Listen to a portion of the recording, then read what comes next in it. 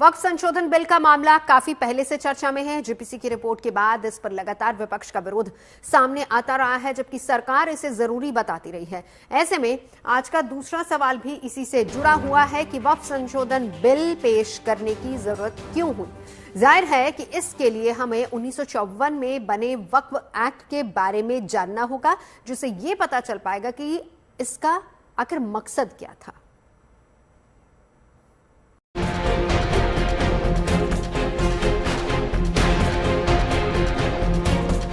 जिस वक्फ संशोधन बिल को लेकर समर्थन और विरोध की तेज बयार बह रही है, क्यों इस बिल को लेकर तरह तरह की बातें कही जा रही है। कोई कह रहा है कि ये गरीब मुसलमानों के हक में है, तो कोई इसे मुस्लिमों का हक छीना जाना करार दे रहा है।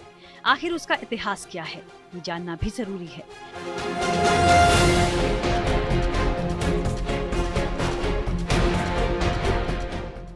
संसद ने 1954 में बनाया था वक्फ एक्ट। वक्फ में मिलने वाली जमीन या संपत्ति की देखरेख के लिए कानूनी तौर पर एक संस्था बनाई गई, जिसे वक्फ बोर्ड कहते हैं। 1947 में पाकिस्तान जाने वाले लोगों की जमीनों और संपत्तियों का मालिकाना हक इस कानून के जरिए वक्फ बोर्ड को दे दिया गया। इस वक्त देश में अलग अलग प्रदेशों के करीब 32 वक्फ बोर्ड हैं, जो वक्फ की संपत्तियों का रजिस्ट्रेशन, देखरेख और मैनेजमेंट करते हैं। कई प्रदेशों में शिया और सुन्नी मुस्लिमों के लिए अलग अलग वक्फ बोर्ड हैं। वक्फ बोर्ड का काम वक्फ की कुल आमदनी कितनी है और इसके पैसे से किसका भला किया गया, उसका पूरा लेखा जोखा रखना होता है। इसके पास किसी जमीन या संपत्ति को लेने और दूसरों के नाम पर ट्रांसफर करने का कानूनी अधिकार है। वक्फ बोर्ड किसी व्यक्ति के खिलाफ कानूनी नोटिस भी जारी कर सकता है। किसी ट्रस्ट से ज्यादा पावर वक्फ बोर्ड के पास होती है। वक्फ बोर्ड को मिले असीमित अधिकारों को कम करके इसकी व्यवस्था को पारदर्शी बनाने के लिए केंद्र सरकार वक्फ बोर्ड कानून में संशोधन करने जा रही है। ये सब जो चीजें कर रहे हैं ना, एक ही मकसद है, मुसलमानों से नफरत और इस देश में हिंदुत्व की आइडियोलॉजी के तहत ये एक प्रोजेक्ट है जिससे मुसलमानों को उनके रिलीजन से दूर करना, रिलीजियस प्रॉपर्टीज को छीन लेना। हमारा डिमांड एक ही है कि जो चीजें हिंदू धर्म के लिए, एंडोमेंट बोर्ड के लिए सही है, यहां पर गलत कैसे हो रही है। वो जो सिख गुरुद्वारा प्रबंधक कमेटी में कोई नॉन सिख मेंबर नहीं बन सकता, तो यहां पर कैसा कोई नॉन मुस्लिम बनेगा। ये बात आपको समझने की जरूरत है। आर्टिकल 25, 26, 29, 14 का ग्रेव वायलेशन है। ये जो मिसलीड कर रहे हैं, तो ये किसी का प्रॉपर्टी हम वापस लेने का बात नहीं किया है।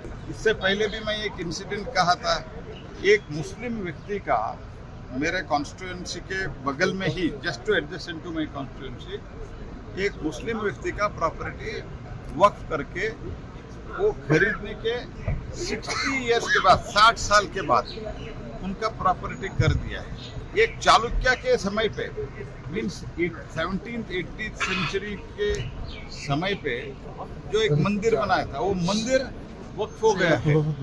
ये सब करके जो कंफ्यूजन क्रिएट हो रहा है, उसके लिए हम बात कर रहे हैं। 1954 अधिनियम को 1964, 1969 और 1984 में संशोधित किया गया था। आखिरी बार 2013 में संशोधन हुआ और वक्फ बोर्ड्स को संपत्ति छीनने की असीमित शक्तियां दी गई। संशोधन में ये भी प्रावधान किया गया कि इसे किसी भी अदालत में चुनौती दी नहीं जा सकती है। वक्फ बोर्ड के पास 8,72,000 अचल संपत्तियां हैं, तो चल संपत्तियों की संख्या 16,000 है। वक्फ बोर्ड के पास रेलवे और सेना के बाद सबसे ज्यादा जमीन है। रेलवे के पास 33 लाख एकड़, सेना के पास 17 लाख एकड़, तो वक्फ बोर्ड के पास 9.4 लाख एकड़ जमीन है। मौजूदा संशोधन बिल को लेकर सरकार कहती है कि इस बिल के माध्यम से इसकी संपत्तियों से संबंधित विवादों के निपटारे का अधिकार मिलेगा। वक्फ की संपत्ति का बेहतर इस्तेमाल हो सकेगा और इससे मुस्लिम समाज की महिलाओं को भी सहायता मिल सकेगी। सरकार को प्रॉपर्टी पर कब्जा करने की आवश्यकता नहीं है। सरकार के पास बहुत सारी प्रॉपर्टी है और माननीय मोदी जी दूसरे की प्रॉपर्टी पर कब्जा नहीं करना चाहती है। जो प्रॉपर्टी, जो वक्फ बोर्ड की प्रॉपर्टी है, ये प्रॉपर्टी कुछ लोगों के हाथ में है और उसका फायदा गरीब मुसलमानों को हो रहा है। इसीलिए अगर ये बिल, अमेंडमेंट बिल अगर पास हो जाता है तो लाखों मुसलमानों को फायदा होने वाला है। इसीलिए अपोजिशन के आरोप नहीं है, ये बिल मुसलमानों। इस बिल के कितने विरोधाभास हैं।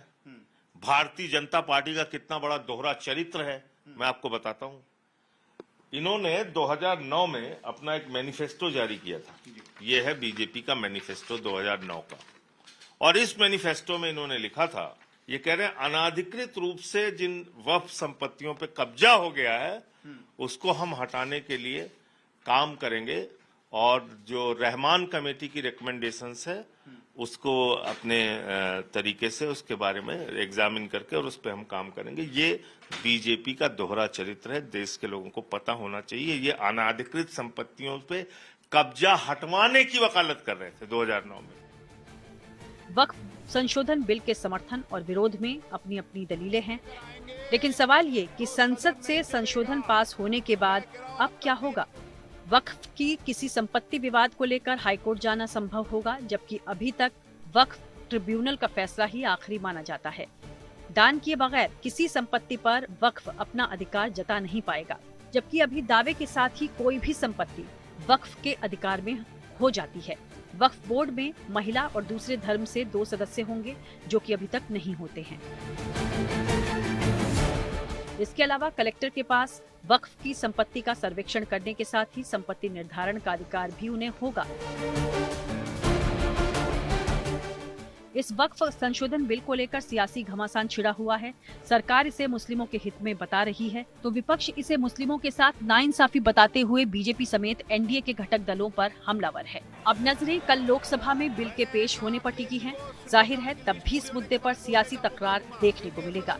दिल्ली से अमित भारद्वाज और ऐश्वर्या पालीवाल के साथ bureau report, good news today.